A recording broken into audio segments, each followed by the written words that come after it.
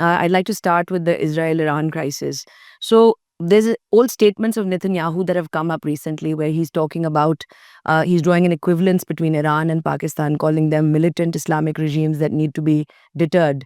Um, Not speaking about Pakistan's ability to thwart or respond to a threat, but is there an actual real threat to Pakistan from Israel militarily?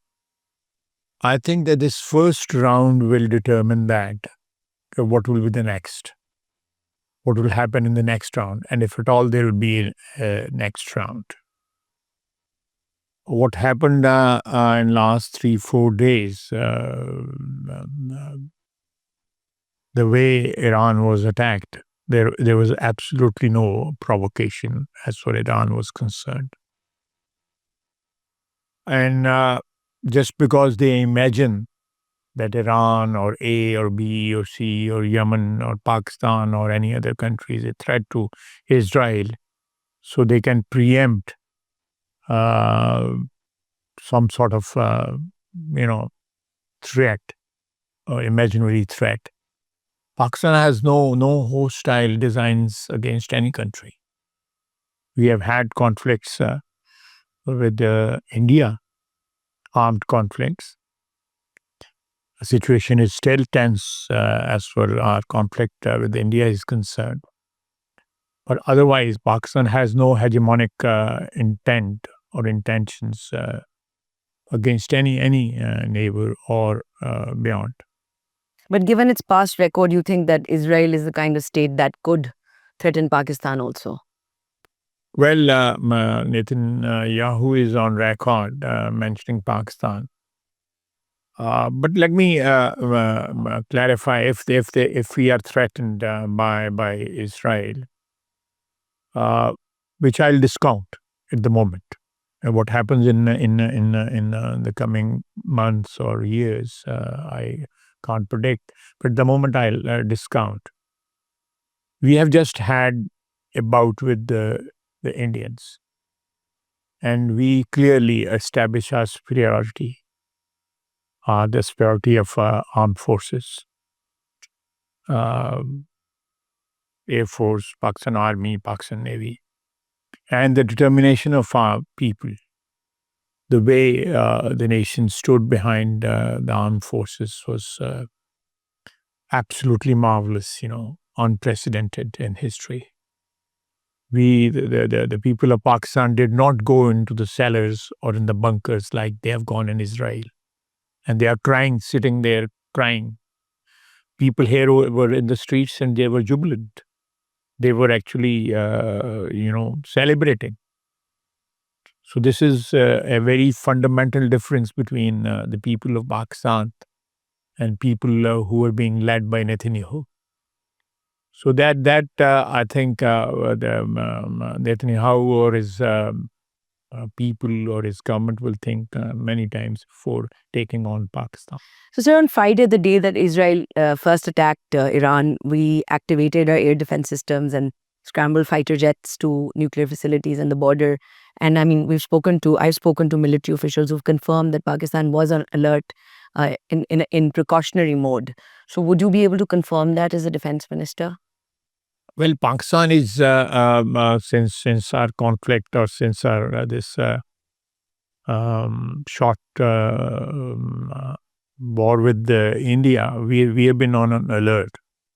So we have not lowered our guards.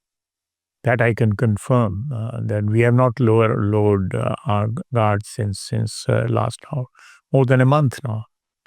The conflict is over. There is a ceasefire, and we hope the things remain calm.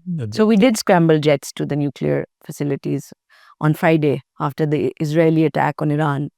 Was that done? I'm not aware of that, but our facilities are very militantly guarded. Very grudgingly guarded, our facilities, nuclear facilities. And we are, signatory to all the safeguards, international safeguards by IAEA, NPT. and we are a very responsible nuclear state, and that is supported and certified by IAEA and the international organizations looking after nuclear facilities elsewhere also. So that is something which is, but we can never take the risk of any attack on our nuclear facility from anywhere. That is something which is, uh, alhamdulillah, it's a lifeline as far as defense is concerned. And we have reports that the military is coordinating with Iranian counterparts on the border, with their border security counterparts at this time. Can you confirm that? I have no knowledge about it, Right. but we Any military coordination or cooperation that we're doing with them since Friday? no, I have no knowledge of that, but I don't see any need of. We coordinate on very regular basis as far Iran and Pakistan border is concerned, because of the terrorist activities like BLA or TTP or other, because of terrorist activities. So that sort of cooperation is already on. So I don't see any new activity. So, sir, let's talk about diplomatic efforts from Pakistan in this crisis. Other than talking directly to the Iranians, of course, the Foreign Minister Dar, he talked about this yesterday. What other countries is Pakistan in touch with directly? In OIC countries, Gulf countries? Who are we directly talking to during this crisis? For Iran, No, for Iran. yeah. No, we are actually diplomatically or on our prime minister and other officials. They are in constant touch with the countries of this region, especially the Muslim countries or the neighboring countries. So Saudi Arabia, The countries who have religious affinity with us or geographical affinity, even China or other countries, because we what we are pursuing is peace, and we would like to mobilize the countries of this region, that this conflict can multiply and it can engulf the whole region into a situation which could be very, very disastrous. What about the US? Have you spoken to the US since Friday? I do not. I have no information of any particular contact during this last 3, 4, 5 days.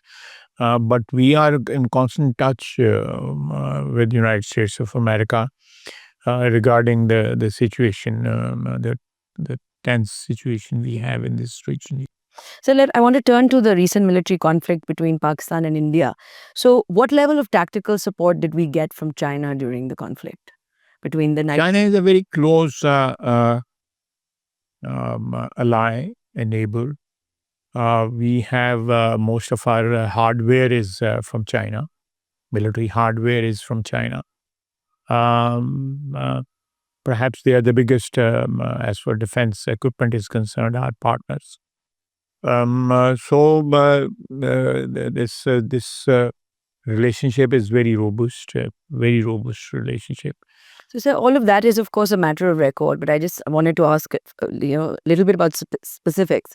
So, for example, China now has like hundreds of satellites, and a lot of them are devoted to things like reconnaissance, intelligence, surveillance, to monitoring electronic signals. And it's believed that, credibly believed that at least 40 plus of these satellites were at Pakistan's disposal during the crisis, and that this is what made all the difference to our operation and to our engagement. Can you confirm this? I think the difference we were talking about is our armed forces, our boys and girls in different arms like the Army, Air Force, or Navy. They are extremely capable. Did we use their satellites? I don't know. I don't know, and I don't think so. That we are very advanced as far this warfare is concerned. We are very advanced. Please don't underestimate Pakistan's ability to defend itself. China's help is always very valuable, and China is a very dear friend. There's no doubt about it. But this fort was Pakistan. It was the victory is made in Pakistan. Were we giving them access to monitor things as they were happening between the 7th and the 10th? Access to the Chinese to monitor, for example, through the PAF monitoring rooms, or did they have exact access? no, no. I don't think so. They had any access, But they were there. They were watching the situation very closely, as a neighbor, as a friend. They were watching very closely. But I'll again assert that this war was fought by our boys and girls. The cooperation between India, cooperation between China and Pakistan, that itself speaks a lot about these things, because we have their hardware. We manufacture the planes over here, which are of Chinese origin, JF-17 and JF-10. And we have other equipment, very valuable. So, what about the J-35A fighter jets? Are they going to be delivered by 2026? I think it's only in the media, it's only in the media, and it's good for sales, Chinese, defense sales. What about, has Pakistan made any request to China for satellite air defense technology, more sophisticated, like the C4 and the anti-satellite technology? It could be. We have submarines from China. We have aeroplanes from China. We have guns from China. We have almost everything which we have. Most of our arsenal is from China. We import from Turkey also. Turkey is also our defense partner. We import from United States also, and some of the European countries also. But most of our hardware is from China. So in that backdrop, you can always speculate that China was very helpful to us in this conflict. You can in that backdrop, but physical participation or participation through through satellites or through other means, I don't think so. I think So what about post-conflict intelligence sharing? This is, of course, a very rich harvest for China. Let me, these days, the countries which are close to each other, strategically speaking, they do share, intelligence. They do share. So specifically on Indian air defenses or missiles and, the flight share paths. So it is very normal if we are sharing any information which we have, which can threaten us or the Chinese, because Chinese also have problems with India. So I think it's very natural if we share intelligence, which is gathered through satellites or gathered through other means. So that's something very, very natural. So did Pakistan at any point prepare or signal readiness to escalate to a nuclear alert level during the confrontation? No. Okay. And how close do you think we actually got to a wider war, in your view? I think that the definition of a wider war has changed. Now you don't have to cross the border. You don't have to capture the territory. So capturing territory or crossing over into like Pakistanis into Indian territory, or the Israeli into some of our brothers' territories. That is now that's something which is obsolete. That's the war is being fought now. The recent war, our war with India, and now what is taking place in the Middle East, is something which is now fought. It's cyber. So it will be the kind of war we just had, or beyond that it would be nuclear. I don't think so. There was any possibility of nuclear war at any time during this conflict. Absolutely, I can,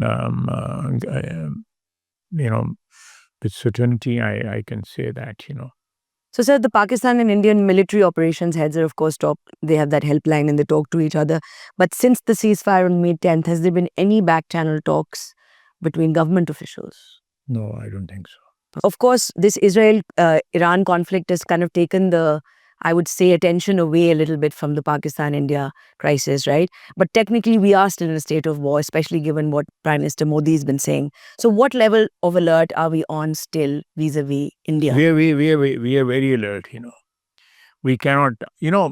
Modi has internal compulsions to avenge what has he has a what the nosebleed.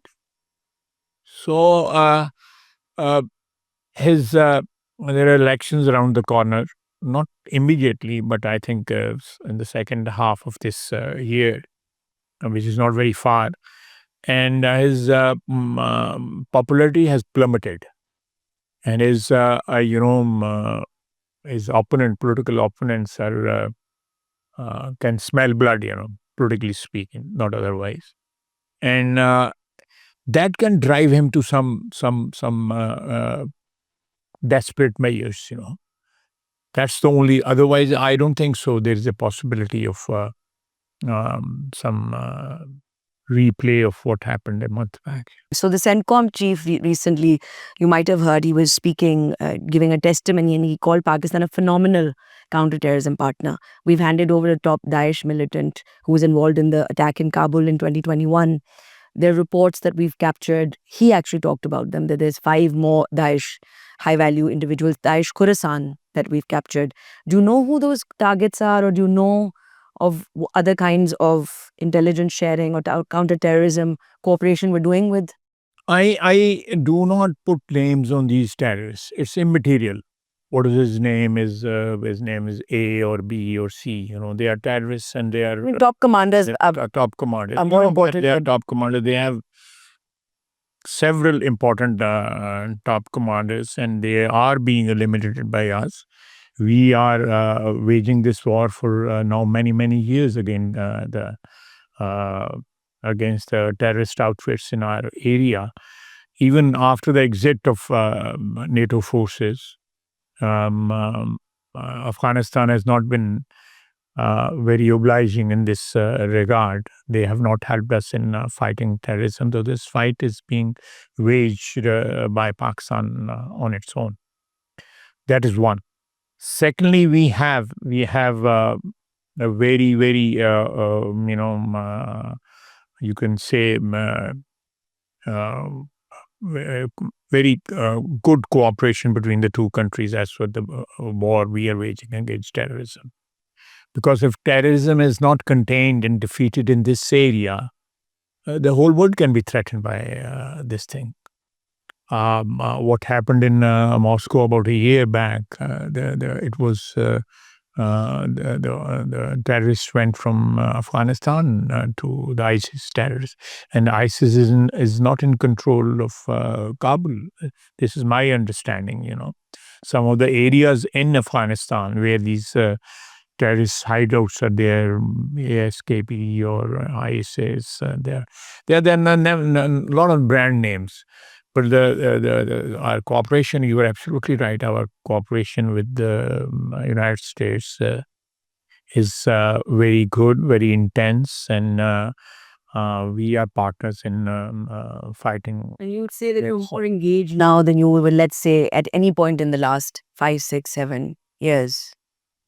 Yeah, you can say that. You can say that our engagement against terrorism, because I think there is a realization on the part of the United States that this fight is being waged against terrorism by Pakistan on its own.